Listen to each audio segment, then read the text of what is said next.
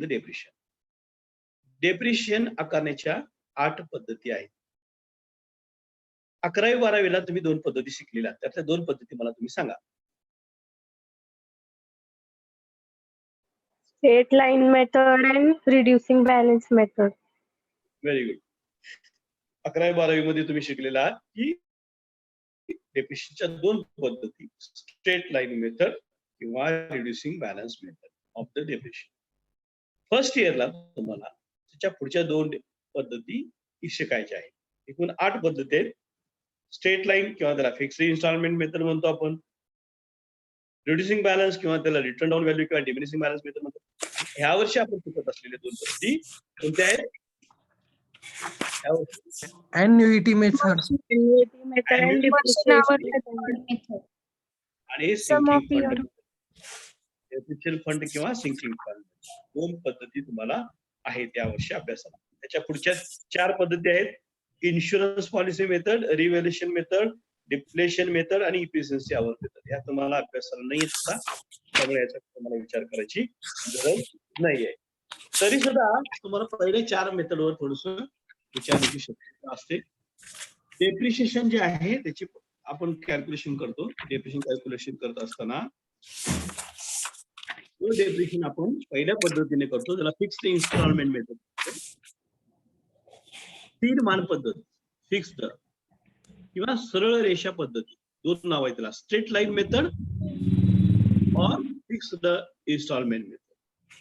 पहिली पद्धत आहे.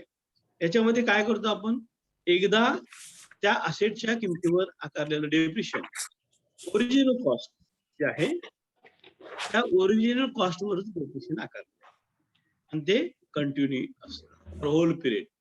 So depreciation is calculated on the original cost of asset for the whole period. संपूर्ण कालावधीसाठी एकदा त्याचं कॅल्क्युलेशन केलं की तेवढंच डेप्रिशिएशन दरवर्षी तुम्ही वजा करत जायचं असतं. That is the fixed instalment method आहे. ही पहिली पद्धत आपण बघितली. आणि दुसरी पद्धत जी आहे reducing balance method. Reducing balance method मध्ये काय करतो आपण, नाव प्रत्येकाने लक्षात ठेवायचं. फिक्स्ड इन्स्टॉलमेंट मेथड म्हणजे काय, the amount of depreciation is fixed. Fixed instalment method. Straight line method म्हणजे त्यालाच म्हणतो आपण फिक्स्ड इन्स्टॉलमेंट मेथडला. सरळ रेषा म्हणजे काय, रेषेमध्ये येणाऱ्या प्रत्येक वर्षी दरवर्षी तेव्हा तीच रक्कम वजा करत जाणे, फिक्स्ड, म्हणून त्याला स्ट्रेट लाईन. म्हणून मी तुम्हाला किती वेळा सांगितलं की प्रत्येकाचं टायटल जे आहे ना ते टायटल महत्वाचं असतं. टायटल मध्ये अर्थ असतो. तुम्हाला टायटल जर समजला ना तर 50% तुम्हाला अर्थ कळतो. म्हणून टायटल समजून घ्यायचं. सेकंड आहे रिड्युसिंग बॅलन्स मेथड. रिड्यूस म्हणजे कमी होणे.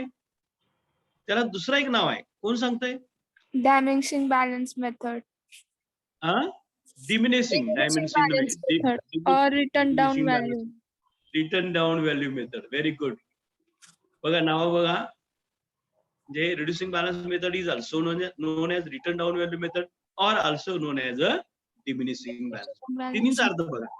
रिड्यूस म्हणजे कमी होणे, डिमिनिशिंग म्हणजे सुद्धा कमी होणे, आणि रिटर्न डाऊन म्हणजे लिहिलेलं कमी करणे. तिन्हीचा अर्थ त्याच्यामध्ये आहे. म्हणजे काय करायचं, समजा दोन्ही मधला फरक लक्षात ठेवा म्हणजे कळेल तुम्हाला. उदाहरण एखादं आलं तर तुम्हाला त्याच्यामध्ये ऑब्जेक्टिव्ह, तुम्ही उदाहरण द्या.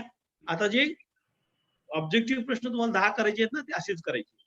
पहिल्या तुम्हाला व्याख्येमध्ये 3-4 दिलेले आहेत, ते डेप्रिशिएशन म्हणजे काय त्याची 1 यायला पाहिजे, चेक 4 यायला पाहिजे, आणि हे 2 यायला पाहिजेत. कोणते आता, fixed instalment, reducing balance.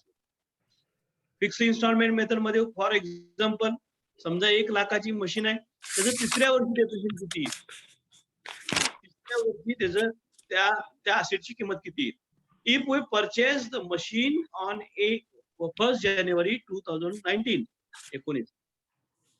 for ₹10,000 and rate of depreciation is 10%. What is the value of the machine on 31st March 2021? बघा मी काय म्हणतोय, 1 जानेवारी 19 ला 10,000 ची मशीन घेतली, 10% दर आहे डेप्रिशिएशनचा. Fixed instalment method, under fixed instalment method depreciation 10%. What is the value of the asset on 31st March 21? 1000. Value of asset 10,000ची असेट आहे, 10% डेप्रिशिएशन आहे. 1000. 19 ला घेतली, 19, 20, 21 3 वर्ष झालं. किती आहे, किती व्हॅल्यू येईल डेप्रिशिएशनची? 1000. असेटची व्हॅल्यू किती येईल? त्या 1000. मशिनरीची व्हॅल्यू किती? 1000 कसं येईल? 1000 हे डेप्रिशिएशन झालं. 7,000. Very good. 7,000. बघा, एक 10,000ची मशीन घेतली, 2019 चे 1,000, 10%, 20 चे 1,000, हा म्हणजे 2,000 झाले, आणि 21 चे 1,000, 3,000 वजा होतील ना. 31 मार्चला त्या मशीनची किंमत 7,000 रुपये. आणि हेच मल्टिपल चॉईस क्वेश्चन आहे. एमसीक्यू म्हणजे काय? अशीच एमसीक्यू करायची असतात. हे कसं झालं तुमचा फिक्स्ड इन्स्टॉलमेंट मेथड मध्ये. आता तुम्हाला हाच प्रश्न मी रिड्युसिंग बॅलन्स मेथड मध्ये विचारतो. If the machine purchased on 1st January 2019 for rupees 10,000 and the depreciation 10% calculated under reducing balance method, then what is the value of that machine on 31st March 2021? आता बघा, मगाशी आली 7,000, आता किती येते बघा, कोण सांगताय? कॅल्क्युलेशन यायला पाहिजे, म्हणून वही पेन घेऊन बसायचं.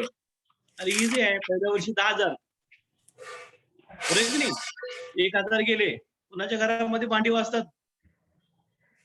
जरा बाजूला एक करा, आवाज करू नका, घरातले शांत बस जरा. दुसऱ्या वर्षी किती राहिला बॅलन्स? रिड्युसिंग बॅलन्स म्हणजे 7,290. 5,000, 7,290. 7,200. बघा, दुसऱ्या वर्षी किती येणार? 9,000. 9,000 मध्ये पुन्हा 10% वजा म्हणजे 900 वजा 8,100 झाले. 8,100 मध्ये पुन्हा 810 वजा, 8,100 मध्ये 810 वजा होतील. मग किती राहिले? 7,000, 290. 190. 290. 190 येईल ना, 810 190, 7,190. म्हणजे रिड्युसिंग बॅलन्स मेथड मध्ये डेप्रिशिएशनची त्या मशिनरीची किंमत किती आहे? 7,190. आता तुम्ही काय निष्कर्ष, बिराजदार आहे का? बिराजदार आहे का श्रावणी? Yes, sir. हा, श्रावणी आहे का? हो. सीए फाउंडेशनला असे प्रश्न येतात. हो सर. आणि असे नाही, आता अजून पुढचं बघायचं आहे. तुम्हाला जर स्पर्धा परीक्षा तुम्ही देत असाल, किंवा काही वेळेला सीएची कुणाला तयारी करायची असेल, किंवा काही वेळेला इथं तुम्ही जर कुठल्या परीक्षेला बसलेला असाल, तर प्रश्न कसा येतो बघा. The difference between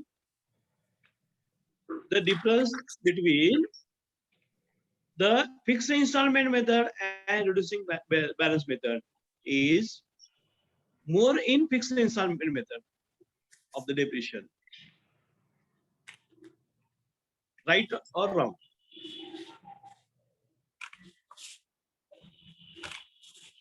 question repeat करा. क्वेश्चन असा आहे की रिड्युसिंग बॅलन्स आणि फिक्स्ड इन्स्टॉलमेंट मेथड जेव्हा डेप्रिशिएशन काढलं जातं, त्यावेळेला फिक्स्ड इन्स्टॉलमेंट मध्ये मेथड नुसार डेप्रिशिएशनची किंमत जास्त असते. चुकी बरोबर? चुकी बरोबर? बरोबर. आता बरोबर आहे ते. तुम्ही डेप्रिशिएशन पहिलं काढलं, पहिल्या वर्षी 1,000, दुसऱ्या वर्षी 1,000, दुसऱ्या वर्षी, तिसऱ्या वर्षी 1,000, किती झालं? 3,000 झालं. रिड्युसिंग बॅलन्स मेथडनं काढलं, पहिल्या वर्षी 1,000, दुसऱ्या वर्षी 900, तिसऱ्या वर्षी 810, म्हणजे किती झालं ते? 2,710 झाले. आणि हे किती झालं? 3,000 झालं. मग जास्त आहे की नाही? फिक्स्ड इन्स्टॉलमेंट मध्ये जास्त आहे डेप्रिशिएशन, बरोबर आहे की नाही? So the depreciation calculated under fixed installment method is more than the depreciation calculated under the reducing balance method. अलग लक्षात सर्वांचा? अशा पद्धतीचं हे ऑब्जेक्टिव्ह टाइप प्रश्न असतात, किंवा आपण असा अभ्यास करणं गरजेचं आहे. केवळ त्या पुस्तकात लिहिलं किंवा कुठं लिहिलं असं नाही, त्याचं लॉजिक, त्याचं अनालिसिस तुम्हाला करता आलं पाहिजे, तिची बॅकग्राऊंड त्याचं करता आलं पाहिजे, उदाहरणं करता आली पाहिजे, तर तुमचा अभ्यास परफेक्ट होतो. ठीक आहे. या पद्धती आपण कशामध्ये बघितल्या? गेल्या वर्षी बघितल्या. आता आपल्याला या चालू वर्षी जे पद्धत आहे अॅन्युइटी मेथड. हे सुद्धा प्रश्न तुम्हाला विचारतील, कारण हे माहीत असणं गरजेचं आहे फिक्स्ड आणि हे. आता याच्यामध्ये जी दुसरी पद्धत आहे ती म्हणजे अॅन्युइटी. अॅन्युइटी मेथड म्हणजे काय?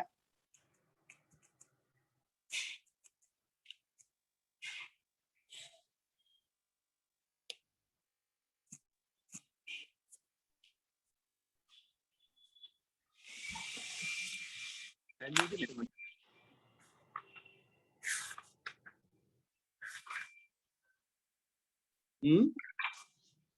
म्हणजे अभ्यास केला नाही गेलं वाटतं सगळं. अगदी सोपं आहे. मी काय सांगितलं मग अशी 10,000चा तुम्ही मशिनरी घेतली, बरोबर की नाही? तुम्ही काय केलं, 10% डेप्रिशिएशन वजा करणार म्हणजे 1,000 वजा करणार. पण आपण जर कमर्शियल दृष्ट्या व्यावसायिक दृष्ट्या जर आपण बघितलं, 10,000ची मशिनरी घेतली आणि त्या 10,000च्या मशिनरीच्या वरचं जे व्याज आहे ते व्याज कुठे सोडायचं? समजा ती गुंतवणूक आहे आपली. It is an investment asset. गुंतवणूक आपण केलेली आहे मालमत्तेच्या स्वरूपात. म्हणून if we consider the asset as an interest bearing investment and then we calculate the depreciation, it is known as a annuity depreciation. त्याच्यानुसार काढलेलं डेप्रिशिएशन, त्याच्यानुसार जे घेतलेलं डेप्रिशिएशन असतं ते आपण काय करतो, त्याच्यामध्ये वजा करत असतो. आणि म्हणून annuity method consider the interest bearing investment, consider the assets as interest bearing investment. 10,000 रुपये आहे, समजा 5% व्याजाचा दर असेल, 10,000 5% व्याज आहे, 10,500 रुपये तुम्हाला घ्यावं लागेल. त्या 10,500 मधून तुमचं डेप्रिशिएशन होत आहे. आणि म्हणून हे असं इंटरेस्ट हे करायचं आहे. आणि याच्यामध्ये जे इंटरेस्ट तुम्ही डेप्रिशिएशन काढणार ते डेप्रिशिएशन कॅल्क्युलेट करत असताना अॅन्युइटी टेबलचा वापर करायचा. अॅन्युइटी टेबल म्हणजे काय, की एक रेडी रेकनर टेबल असतं. म्हणजे समजा आपल्याला 5 वर्षानंतर 100 रुपये मिळवायचे आहेत, तर आपण वर्षाला किती रुपये गुंतवावे म्हणजे आपल्याला 100 रुपये मिळतील. म्हणजे सर्वसाधारण बघितलं आपण 20 रुपये गुंतवले तर 20 100 रुपये होतात. पण पहिल्या वर्षीचे 20 रुपये गुंतवले, दुसऱ्या वर्षी 20 रुपये गुंतवले, पण पहिल्या वर्षीचे 20 रुपयेवर व्याज मिळेल. दुसऱ्या वर्षी आमची गुंतवणूक किती झाली, 40,000 झाली आणि पहिल्या वर्षीचं व्याज मिळालं, ते पुन्हा गुंतवलं आपण. तिसऱ्या वर्षी पुन्हा किती झालं, 60,000 आणि 2 वर्षाचं व्याज मिळालं, ते व्याज आणि तिसऱ्या वर्षीचं व्याज, ते तिसऱ्या वर्षी शेवटी गुंतवलं. असे मल्टिपल होत जाते. म्हणजे आपल्याला साधारणतः 17-18 पैसे हे वर्षाला गुंतवावं लागतं. हे जे रेडी रेकनर टेबल आहे त्याच्यानुसार तुम्हाला काय करावं लागतं, त्या डेप्रिशिएशनची व्हॅल्यू काढावी लागते. सपोज समजा 1 रुपया गुंतवल्यानंतर 1 रुपये 5 वर्षानंतर 1 रुपया मिळण्यासाठी जर समजा 0.52-0.57 पैसे गुंतवावे लागत असतील, तर आपण जे मशिनरी खरेदी केलेली आहे 20,000ची, ती 5 वर्षानंतर 20,000 मिळण्यासाठी किती रुपये गुंतवावे याचं कॅल्क्युलेशन करायचं असतं. म्हणून अॅन्युइटी मेथड मध्ये आपण काय करतो, अॅन्युइटी टेबल नुसार डेप्रिशिएशन कॅल्क्युलेशन करतो. म्हणजे कसं करतो, 1 रुपये मिळवण्यासाठी आपल्याला किती रुपये गुंतवावे लागतात, 0.92-0.57 समजा उदाहरण अंदाजे दिलेले आहे. तर 20,000ला किती असं कॅल्क्युलेशन करून त्याची डेप्रिशिएशन अमाऊंट काढू शकतो. तर त्याचे एक एक्झाम्पल तुम्हाला घ्यावं लागेल. जर अशा पद्धतीचे एक्झाम्पल तुम्हाला तयार करता येतील अॅन्युइटी मेथड, तेही करा. अलग लक्षात सर्वांना अॅन्युइटी मेथडची. अॅन्युइटी मेथड मध्ये दुसरं काहीच नाही, एवढाच भाग असतो. ते जे असेट आहे ते असेट आणि त्याची इंटरेस्ट अमाऊंट ही त्या असेट अकाउंटला डेबिटेड दिली जाते. समजा 20,000ची मशिनरी खरेदी केली, टू बँक 20,000 त्या asset account debit to bank, आणि त्याचं 5% डेप्रिशिएशन समजा 1,000 असेल, तर 10% असेल 2,000, म्हणजे 22,000 झाले. अशा पद्धतीनं ते asset is debited as a interest bearing investment. त्या असेटच्या याला इंटरेस्ट बेरिंग इन्व्हेस्टमेंट म्हणून ते to bank and to interest दाखवायचं असतं. अशा पद्धतीनं या याच्यामध्ये येते. This method is not use for the asset of which addition are made every year. जर एक प्रत्येक वर्षी ऍसेट ऍड करायचं असेल तर अशी ही पद्धत वापरली जात नाही. So under annuity method only one time asset if there is used in this annuity method to calculate depreciation. Otherwise it is not useful for the calculation of depreciation. एकदाच घे, समजा एका वर्षात 2 मशिनरी घेतली असेल, तिसरी मशिनरी घेतली असं असेल तर या ह्याच्यामध्ये तुम्हाला हे डेप्रिशिएशन कॅल्क्युलेशन करता येणार नाही अॅन्युएटी मेथड. यामध्ये एवढंच आहे. अॅन्युएटी मेथड 2-3 प्रश्न तुम्हाला होऊ शकतात. एक एक्झाम्पल अॅन्युएटी डेप्रिशिएशन कसं कॅल्क्युलेशन करायचं मी तुम्हाला दिलेलं आहे, त्या पद्धतीने ते करायचं आहे. ही अॅन्युएटी आहे. दुसरा भाग असा आहे की ज्याच्यामध्ये तुम्ही अॅन्युएटी मध्ये फक्त पैसे बाजूला काढून डेप्रिशिएशन वजा करत गेला. आता डेप्रिशिएशन फंड इन्व्हेस्टमेंट मेथड पुढची मेथड किंवा सिंकिंग फंड इन्व्हेस्टमेंट. अॅन्युएटी मध्ये फक्त तुम्ही डेप्रिशिएशन कॅल्क्युलेशन करता आणि एक अकाउंट तयार करावं लागतं, फक्त लीज अकाउंट असेल किंवा असेट अकाउंट असेल. डेप्रिशिएशन फंड जे आहे त्याला सिंकिंग फंड मेथड किंवा अजून 2 नाव आहेत. डेप्रिशिएशन फंड मेथडची एकूण 4 नाव आहेत. कोण सांगते का? Depreciation fund method is also known as, बोला लवकर. Sinking fund method. Sinking fund method. Very good, very good. अजून बोलत नाहीत मुलं, म्हणजे वया नाही, अभ्यास नाही घेतलेला नाही. Sinking fund method. त्याच्यानंतर अरे काय रे, तुम्हाला मी डिक्शनरी करा म्हणून सांगितली कॉमर्सची, तरी सुद्धा करत नाही तुम्ही.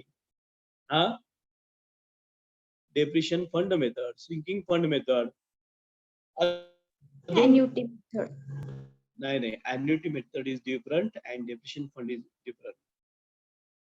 Under annuity method, only depreciation amount of depreciation is calculated by using the annuity table. But in the depreciation fund method, which is also known as sinking fund method, which is also known as amortization fund method. Amortization, AMORTIZATION, amortization fund method or reducing fund method. बघा, reducing, amortization कमी होत जाणे, string होणे, reduction कमी होणे. Sinking म्हणजे आपले नाहीच फंड ते, अशा पद्धतीचं ही डेप्रिशिएशन फंड. जो डेप्रिशिएशन फंड आहे तो काढायचा. आता इथून मागच्या 3 पद्धती तुम्ही बघितल्या. सिंकिंग फिक्स्ड इन्स्टॉलमेंट मेथड बघितली, रिड्युसिंग बॅलन्स मेथड बघितली, अॅन्युएटी मेथड बघितली. तिन्ही पद्धतीमध्ये तुम्ही केवळ आणि केवळ डेप्रिशिएशन अकाउंट डेबिट केलेलं आहे त्या असेटला. पण या 4थ्या पद्धतीमध्ये ते डेप्रिशिएशन बाजूला काढून प्रत्येक वर्षी profit and loss appropriation account मधून तो डेप्रिशिएशन घ्यायचा आणि डेप्रिशिएशन फंड क्रिएट करायचा आणि तो गुंतवायचा. Every year the depreciation fund is invested. त्याच्यामध्ये डेप्रिशिएशन फंड मेथड मध्ये 4 नावं लक्षात ठेवायची, 3 नावं लक्षात ठेवायची. डेप्रिशिएशन फंडचे सिंकिंग फंड, अमोर्टायझेशन फंड आणि reduction fund method. Every year the equal amount of depreciation is written off from the profit and loss account. लक्षात घ्या. Under depreciation fund method, equal amount of depreciation is written off every year from profit and loss account. पुढे ते profit and loss account underline कशामधून घेतलं जातं? ते profit and loss account. And the depreciation fund, sinking fund is created. Sinking fund तयार कसा केला होतो? By taking the depreciation amount from profit and loss account every year by return of. Return of म्हणजे घेणे, त्यात cancel करणे, कमी करणे. नफा समजा 50,000 आहे, त्यातला 20,000 रुपये डेप्रिशिएशन फंड राईट ऑफ करायचा किंवा घ्यायचा आणि डेप्रिशिएशन फंड तयार करायचा. त्याला म्हणायचं creation of depreciation fund, creation of sinking fund. हा 3रा प्रश्न तुम्हाला असेल. आणि मग this fund is invested in depreciation fund investment account, sinking fund investment account. Every year, the interest received on that depreciation fund is also again reinvested. पुन्हा तो पुनर्गुंतवणूक केली जाते. समजा पहिल्या वर्षी 20,000 रुपये डेप्रिशिएशन, दरवर्षी समजा 20,000 रुपये बाजूला काढले आपण. पहिल्या वर्षी 20,000 बाजूला काढले. We had write off amount of 20,000 from profit and loss account first year. We create the depreciation fund of rupees 20,000 first year, and we invest this 20,000 in sinking depreciation fund investment account. पहिला वर्ष झालं. Second इयरला काय होणार? पहिल्यांदा कोण सांगतंय? Rate of interest is 10%. काय होईल पहिल्यांदा? बोला लवकर. दुसरं वर्ष सुरू होईल. 5 वर्ष समजा आहे त्याचे. काय होईल? अरे बोला ना. दुसऱ्या वर्षी पहिल्यांदा काय होईल? मी प्रॉब्लेम सोडून दिला ना तुम्हाला. बोला. प्रॉब्लेम सोडून दिलाय का नाही? काहीच बोलत नाही, काहीच येत नाही. अरे दुसऱ्या वर्षी काय मिळेल पहिल्यांदा? व्याज मिळेल आधी. इंटरेस्ट मिळेल. सो इंटरेस्ट रिसिव्ड 10%, समजा 2,000 रुपये व्याज मिळाले. आणि दुसऱ्या वर्षी पुन्हा 20,000 रुपये बाजूला काढली जाते. 20 आणि 2 22,000 रुपये तुम्ही दुसऱ्या वर्षी गुंतवायचे. तिसऱ्या वर्षी मला कोण प्रश्नाचं उत्तर देते मला बघायचं. कॉमन सेन्स असले पाहिजे. पहिल्या वर्षी 20,000 गुंतवले, बरोबर आहे की नाही? दुसऱ्या वर्षी आपण पैसे गुंतवले. तिसऱ्या वर्षी व्याज किती रुपये मिळेल तुम्हाला? आता उदाहरण सांगा बरं. ते कोण सांगते बघू? पहिल्या वर्षी 20,000 गुंतवले, दुसऱ्या वर्षी 2,000 रुपये व्याज आहे. दुसऱ्या वर्षी पुन्हा 20,000 गुंतवले. तिसऱ्या वर्षी व्याज किती मिळेल सुरुवातीला? 10% व्याजाचा दर आहे. 2,200. 2,200. अजून कोणाला सांगायचंय काय? बोला लवकर. कसं रे कॉमर्सचे विद्यार्थी? व्यवहारिक ज्ञान नाही हे म्हणतात ना, हे बरोबर आहे. No practical knowledge, just bookish knowledge you have. फक्त पुस्तकी ज्ञान आहे असं म्हणतात ना लोक. त्याचं कारण जे आहे, अरे समजा उदाहरण, तुम्ही 20,000 रुपये बँकेत भरले, बरोबर की नाही? 20,000 भरल्यानंतर तुम्हाला 10% 2,000 व्याज मिळाले. दुसऱ्या वर्षी तुम्ही पुन्हा 20,000 भरले. बघा बरं का. आता बँकेत शिल्लक किती आहे? तिसऱ्या वर्षी पहिल्यांदा बँकेत तुमची शिल्लक किती आहे? कोण सांगताय? 20,000. 22,000. 22,000. म्हणजे तुम्ही मग असं असेल तर माझ्याकडे गुंतवणूक करा, मी तुम्हाला बरोबर देतो. असं असेल तर माझ्याकडे पैसे द्या, मी गुंतवतो, माझा फायदा होईल. अरे तुम्ही पहिल्या वर्षी 20,000 गुंतवले, दुसऱ्या वर्षी 2,000 व्याज मिळाले, आणि दुसऱ्या वर्षी 20,000 गुंतवले, एकूण बॅलन्स किती झाला? 42,000. 42,000 झाला. त्या 42,000वर व्याज किती मिळालं पाहिजे? 10%. 4,200. साधं नॉलेज आहे रे. अरे नुसतं पुस्तकामध्ये प्रॉब्लेम म्हणून बघायचं नाही, जनरल बघायचं. म्हणजे थर्ड इयरला व्याज किती मिळेल तुम्हाला? 4,200. अलग लक्ष सर्वांच्या? हो. याला म्हणायचं डेप्रिशिएशन फंड मेथड.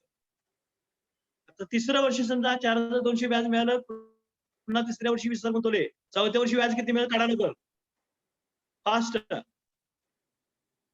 चौथ्या वर्षी व्याज किती मिळेल?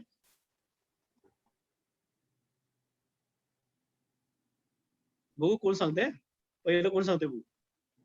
श्रावणी अभ्यास करतील का नाही?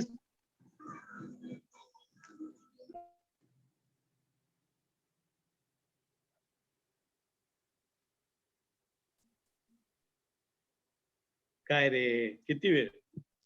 6,620. किती? 6,620 व्याज. 6,620 व्याज. आहे का नवीन? अजून कोणाला नवीन उत्तर आहे का? सर बरोबर आहे ऍक्च्युली का? हॅलो हा बोल बोल बोल. सर ऍक्च्युली थोडंसं क्वेश्चन मध्ये कन्फ्युजन झालं होतं. जेव्हा हा. आपली अमाऊंट टोटल 42,000 होती त्याच्यानंतर परत 20,000 डिपॉझिट केलेत का? तेव्हा दरवर्षी 20,000 गुंतवायचे आहेत ओके दरवर्षी, आणि दरवर्षी आलेले व्याजही गुंतवतो. हा, ओके. आता पहिल्या वर्षी 20,000 गुंतवले, हो दुसऱ्या वर्षी 20,000 आणि पहिल्या वर्षीचं 2,000 व्याज, टोटल 22 22 झाले, म्हणजे 42 झालं. 42. तिसऱ्या वर्षी 42 वर 4,200 रुपये व्याज हो आणि 20,000 गुंतवणूक. Okay okay. बरं आहे की नाही? म्हणजे ठीक आहे, ठीक आहे. 24,200 रुपये ते तिसऱ्या वर्षीच आहेत. हो, आता हो. एकूण टोटल किती झाले? आपल्याला व्याज किती मिळालं आता? 64,200 टोटल अमाऊंट. कसं? पहिल्या वर्षीचे 20,000, दुसऱ्या वर्षीचे हो 22,000, तिसऱ्या 22,000. वर्षीचे 24,200, बरोबर. म्हणजे 66,200 वर 10%. हा 66,200 वर 10%, 6,600. अलग लक्षात सर्वांच्या? ही आहे डेप्रिशिएशन फंड मेथड. अशा पद्धतीनं ही उदाहरणं असतात. काही काही तुम्हाला एमसीक्यू ला उदाहरणं पण येतात, त्यावेळेला हे असं कॅल्क्युलेशन करता आलं पाहिजे तुम्हाला. समजलं सर्वांना?